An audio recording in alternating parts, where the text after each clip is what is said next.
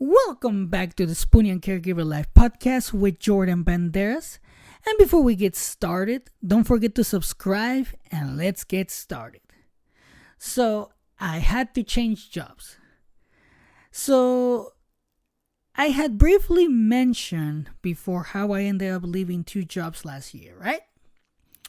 But I never talk about why I did it, and I think it's a good topic for the podcast today. The main reason why I decided to leave these jobs was for my mental health. Don't get me wrong, it wasn't an easy decision to make, especially when I have Katie to think about. The two of us talked about it for months, and we decided it was the right thing to do. The same thing happened with the second job.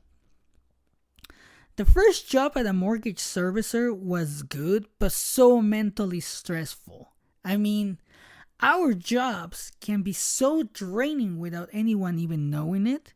Isn't that the truth? I had been there for 5 years and I was making reasonably good money. But after there was a change in management, it all went to crap, straight to the toilet. The new management put so much pressure on us to increase our numbers every day that it became almost impossible to keep up. They also changed the bonus structure. So we did more work for less money, and I was at the top of the scorecard every month. So it became very irritating, and I was like, don't take what makes it fun away. Duh. Why would I want to stay? After realizing that I wasn't going to be able to afford a place to live due to all of the company's changes, I decided to leave. I was like, I deserve better. So I started looking for a different job. And when I found what I thought was an excellent opportunity, I actually went for it. It turned out not to be the shiny penny I thought it would be, but that's life, I guess. I learned my lesson. The new job was at a credit card company. It was more money and better benefits, so I was pretty excited. I was like, yes, I deserve this. I was working from home just like the previous company, so it wasn't a significant change. But after I started, things weren't going as they promised they would be.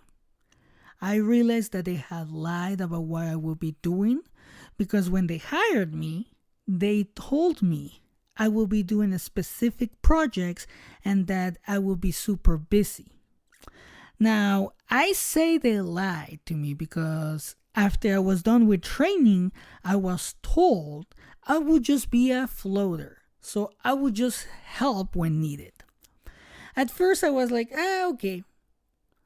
I was okay with that because I was just learning at first.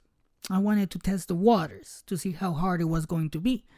But it was pretty slow, so I had nothing to do most of the day as time went on. However, the job never felt secure because as a floater, I felt like I would be the first one to be let go of if the company needed to lay off people. Nobody needs a floater. You know, they're going to look at you as a floater and be like, we don't really need you. We need to do budget cuts. Goodbye. So that put a lot of stress on me. I didn't know from day to day whether or not the position was going to work. And I had just walked away from my job of 5 years. I was scared to death. I knew it wouldn't work out. Katie and I ultimately agreed about the job as she could see how this new job had turned me into a ball of stress. I was so stressed out about it. I couldn't sleep, struggled to get up, and didn't even want to log in to work. So again, I talked to Katie and she agreed that it was time to look for another job. I ended up finding the perfect job for me in a new field that gives me more freedom to be with my wife, which is fantastic. I also feel less stress. Katie says that I'm a different person, and to be honest, I realized that I didn't like working in a call center environment anymore. So now I work at a protein powder manufacturer. I like this job and I feel like I've been thriving at it. Making these changes was hard, but it helped me. It helped my mental health so much. I don't even think I realized how much I was suffering at the other jobs.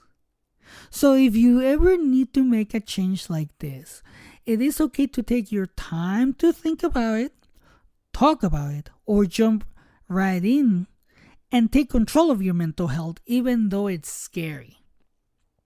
Talk about it with your spouse or partner, but make sure that you guys are both on board and band together, because you guys will need to work together on this one. It will be challenging, but in the end, it may give you the freedom you need not to become as stressful and become an actual better caregiver or partner. Remember, you don't have to be stuck with a job you don't like. It can damage your mental health, home life, and so much more. So that's pretty much what I wanted to talk about on today's episode.